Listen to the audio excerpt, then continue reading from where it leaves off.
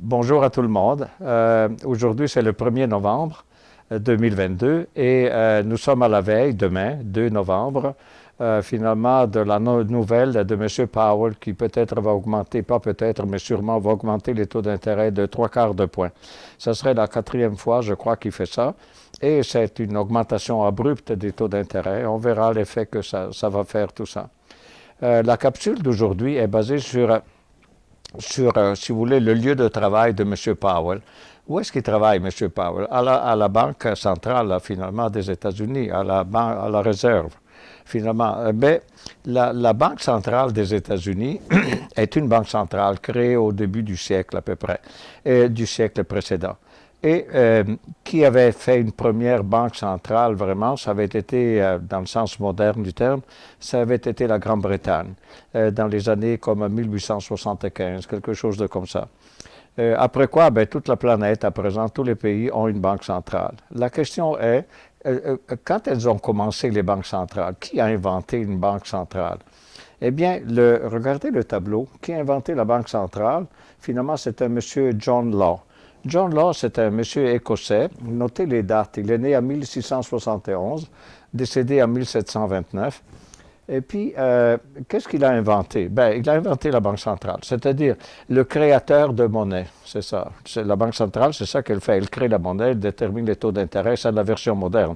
À l'époque, ce n'était pas vraiment sur les taux d'intérêt, mais c'était vraiment créer de la monnaie. Et pourquoi on crée de la monnaie? C'est parce qu'à l'époque, en 1700 et quelques, finalement, créer de la monnaie, ça voulait dire créer des pièces de monnaie. Imaginez d'avoir les poches pleines de pièces de monnaie pour le commerce et tout ça. C'était mal commode. Donc, finalement, ce que M. John Law avait lancé d'une façon officielle, mais à part lui, ça commençait à être un peu dans le général. Après la découverte de l'Amérique du Nord, le commerce avait augmenté de beaucoup partout. Et donc, finalement, ça demandait d'avoir un transport de monnaie plus facile. Donc, d'avoir des banknotes, avoir un papier, finalement, qui valait donc la monnaie papier. Donc, finalement, c'est qui ce monsieur John Law? Ben, monsieur John Law, donc, c'était un monsieur, d'abord, il était apparemment très brillant. C'est un monsieur écossais. C'était un économiste. Et puis, il était tellement brillant que finalement, il jouait aux cartes. C'était un grand joueur. Et puis, il avait la mémoire prodigieuse. Et donc, il se rappelait les cartes que les autres jouaient. Et il faisait le calcul des probabilités de gagner et de perdre, ou de gagner, naturellement, avec ceux qui jouaient aux cartes avec lui. Et il s'était fait une certaine renommée. À un certain moment, c'est arrivé en Écosse qu'il tombe, je crois, amoureux d'une dame. Mais la dame, apparemment, était déjà, il y avait un autre monsieur qui était sur cette dame-là. Conclusion, il y a un duel. Ils font un duel, les deux messieurs. Et monsieur John Law tue l'autre. En le tuant, ben, finalement, d'accord, mais finalement, la famille de l'autre l'a actionné en quelque sorte, elle l'a porté en cour en disant que c'est un assassinat. Arrêtez, ce n'était pas un assassinat, le duel, c'est le duel. Mais finalement, M. John Law est condamné à mort par le fait qu'il a tué l'autre monsieur, même si c'était un duel. Et naturellement, après, les gens comprennent que ce n'était pas vraiment être tué pour vouloir tuer, mais c'était un duel, donc c'est une affaire d'honneur, un délit d'honneur, tout ce que vous voulez. Et donc, finalement, sa peine a été commuée à une pénalité à payer. Il réussit quand même à s'échapper. Et où est-ce qu'il s'en va? Il s'en va en Europe. Et en Europe, eh bien, il fréquente différents pays. La Hollande, il va jusqu'à Venise. Enfin, il voit différents pays. Et finalement, son idée à lui, c'était que l'histoire du papier-monnaie était vraiment importante parce que ça facilitait le commerce. Mais c'était difficile à vendre comme idée. Finalement, il s'installe à Paris et à Paris, dans les cercles aristocrates, il joue aux cartes et il montre le talent qu'il a, finalement, à se souvenir des cartes et puis tout ça. Finalement, il impressionne beaucoup de monde et nous sommes en 1715. En 1715, finalement, le roi Louis XIV meurt quelque temps après, finalement, l'arrivée de M. John Law. Et qui prend la succession? C'est Louis XV, mais Louis XV est un enfant. Donc, il y a un régent pour ce Louis XV qui est le duc d'Orléans. Et John Law connaît le duc d'Orléans, et le duc d'Orléans se retrouve impressionné par les idées de M. John Locke, et donc, il faut dire aussi autre chose. Non seulement c'était compliquer finalement l'histoire de la monnaie, porter des pièces de monnaie dans la poche, mais en grande quantité pour un commerce qui se développait de plus en plus. Mais en plus, à l'époque, la France n'avait pas n'avait pas de métal. Donc, n'ayant pas de métal, elle ne pouvait pas créer de la monnaie. Finalement, c'était un gros problème. Mais pourquoi on était rendu à ce point-là? C'est parce que Louis XIV avait dépensé tellement d'argent et puis avait fait les guerres, je ne sais pas, avec l'Espagne, la succession. Finalement, la France était vraiment réduite à plus rien, là, en termes de rentabilité, et puis en termes de commerce et en termes de tout. Donc, il fallait changer complètement tout pour pouvoir payer la dette et relancer l'économie.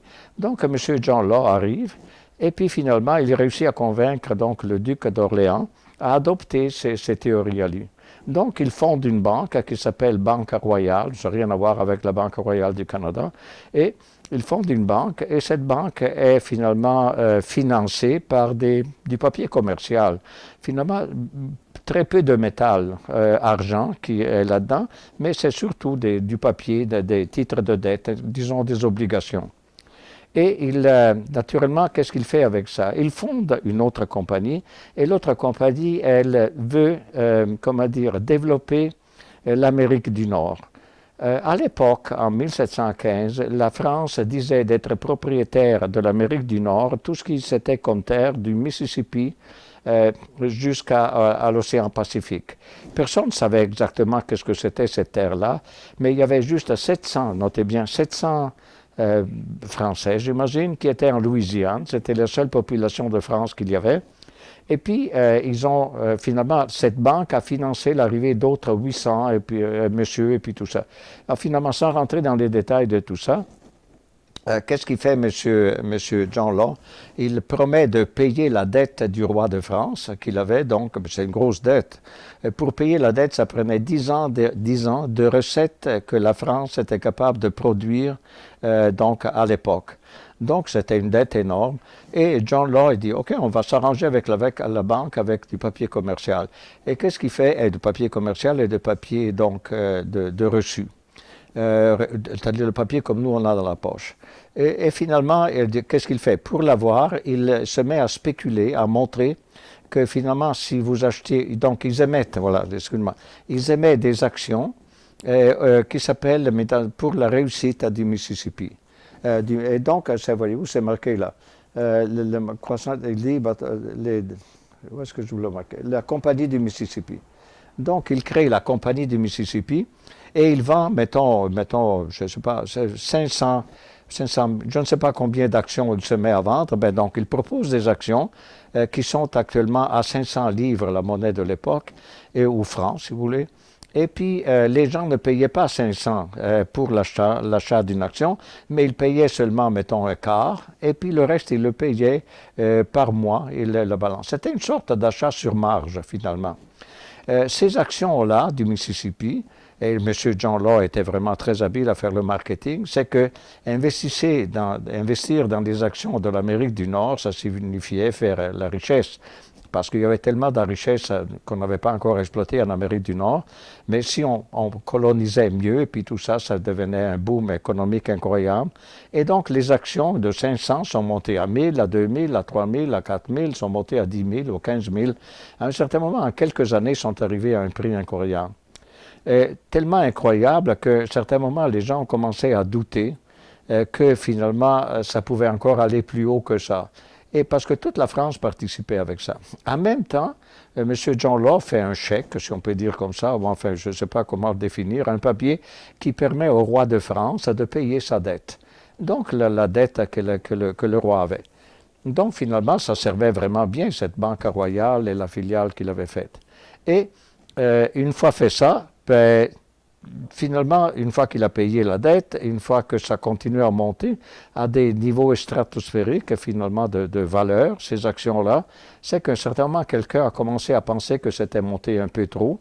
Et donc, il se présentait à la banque et il voulait avoir du métal en échange du papier. Parce que l'idée de fond, c'était que ce papier monnaie, ce n'était qu'un reçu de quelque chose qui était en dépôt à la banque. Ce quelque chose était du métal, sans spécifier combien de métal il y avait dans la banque, et c'était aussi d'autres papiers commerciaux. Finalement, les gens se présentent, les premiers spéculateurs, pour avoir leur métal. Et finalement, la banque, après quelque temps, il n'avait plus de métal à donner. Et donc, finalement, le titre a commencé à tomber, à tomber, à tomber. Il est tombé finalement à la valeur initiale de 500 dollars, de 500 francs ou 500 livres comme elle avait. Naturellement, ça a été un crash boursier. Un crash boursier semblable au crash boursier qu'on a eu en Hollande, voyez-vous celui-ci, en Hollande, le crash des tulipes. Vous savez, en 1500 en Hollande, les gens étaient devenus crazy. Ils avaient tellement d'argent avec le commerce, le développement de l'Amérique et puis tout ça, que finalement, il y avait des richesses qu'ils n'avaient pas eues avant, des richesses dans le commerce, et les gens ne savaient pas comment se distinguer commercialement et comme riches, et donc ils achetaient des tulipes.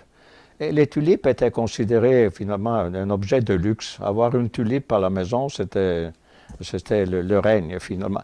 Finalement, ça aussi, à un certain moment, les tulipes sont tombées, c'était une spéculation trop grande. Et ça, c'était la première spéculation moderne après le développement, après la découverte des États-Unis. Et pas des États-Unis, mais de l'Amérique.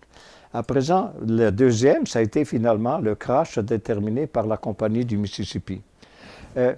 À présent, regardez juste, est-ce que c'était bon quand même ce qui avait été fait, M. John Law? Oui, regardez ce qu'il avait fait. Il avait non seulement payé la dette du roi, mais il avait fait grandir le commerce en France, de façon que la croissance économique avait monté de 60% en 2 ans, et le nombre de bateaux en commerce avait grandi de 60 à 300. Donc, c'était vraiment très bien ce qu'il avait fait. La seule chose, c'est qu'on se souvient de M. John Law, essentiellement pour le crash de la compagnie de Mississippi. Mais est-ce que c'était nouveau? Non, on a dit les tulipes en 1500, mais aussi en même temps en Grande-Bretagne, il y avait une compagnie une compagnie des Indes, des choses comme ça. Et puis finalement, c'était la même chose. C'est-à-dire, c'était un grand goût de spéculation, un grand goût de changer les règles du jeu sans connaître comment. Imaginez, M. John Law, 3 siècles avant nous, avait inventé le papier, le fiat money. C'est-à-dire, aujourd'hui, qu'est-ce qu'on a dans la poche? Quand moi, je sors de ma poche un billet de 5 dollars, est-ce qu'il y a de l'or en arrière? Non. Est-ce qu'il y a de l'argent? Il n'y a rien, absolument rien. Il y a la signature du patron de la Réserve fédérale ou du ministère du Trésor, lequel me dit que ça vaut 5 dollars. Mais alors, quelle est la valeur de ce 5 dollars-là s'il n'y a pas? La valeur est simplement parce que le fisc l'accepte pour payer l'impôt. Donc, puisque lui l'accepte, la monnaie est bonne. C'est juste ça. Ça s'appelle fiat money. Il a inventé la fiat money avant que nous, on l'ait 300 ans plus tard. Aujourd'hui, tout notre argent qui vient imprimer à Ottawa ou l'argent qui est imprimé aux États-Unis ou ailleurs dans le monde n'a aucun support sinon l'acceptation fiscale, finalement, de le payer les impôts. Et c'est pour ça qu'on le considère bon. Donc, c'était vraiment en avance. À présent, si vous voulez lire un livre vraiment très intéressant sur l'histoire de John Law, mais qui ne lui donne pas vraiment justice, parce que John Law est un homme brillant. Et il a inventé, en quelque sorte, la Banque centrale comme on la connaît aujourd'hui. Parce qu'imaginez, encore une fois, laissez-moi répéter ça, est-ce qu'aujourd'hui, vous pouvez aller avec votre papier à la Banque centrale demander « Donnez-moi l'or en dessous » Mais non, il n'y a pas d'or, il n'y a pas d'argent, il n'y a rien. C'est juste un papier, une convention, finalement. Et donc, il y a un livre qui a été écrit en 1841 par un monsieur Charles Mackay, c'est un monsieur anglais, et il existe l'édition en français, et ça s'appelle « Délire populaire extraordinaire et la folie des foules ». C'est un livre vraiment très, très, intéressant et amusant, une grosse brique. En anglais, vous l'avez gratuitement sur l'Internet. Et je crois, c'est pour vous dire que finalement, qui a fondé les banques centrales? C'était ce monsieur John Law. Et on lui donne en quelque sorte, un hommage à l'intelligence qu'il avait. L'histoire du Mississippi, c'est parce que finalement, c'était une spéculation et peut-être il le savait que ça finissait mal. Comment est arrivé à la fin de M. John Law? Il a lancé toute son affaire en 1715 et en 1720, c'était le maximum de valeur de ces actions-là du Mississippi. Et vu que la spéculation effondrait le titre qui est retourné encore à 100, il a dû s'en aller. Donc, il avait acheté pas mal de, comment dire, ils appelaient ça les palais, des édifices à Paris, et vivait richement. Ben, il a dû tout abandonner, quitter, et puis il est fini, il est mort à Venise. Si un jour vous allez à Venise, par exemple, vous allez à l'église, je pense, Moïse, et puis là, il a sa tombe, elle est là. Pourquoi il était à Venise? Ben, il était allé jouer pour se refaire l'argent, parce qu'il est parti de France nu, là, avec plus rien, de richissime qu'il était durant les 5 ans. Et il s'est retrouvé tout seul, mais se refaisait de l'argent en jouant aux cartes et à cause de sa mémoire.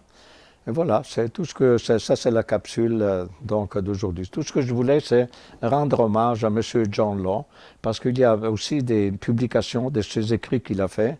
Et donc, de ne pas croire qu'il était juste un spéculateur, c'est un grand monsieur. Il anticipait simplement l'époque moderne de 300 ans. À la prochaine alors.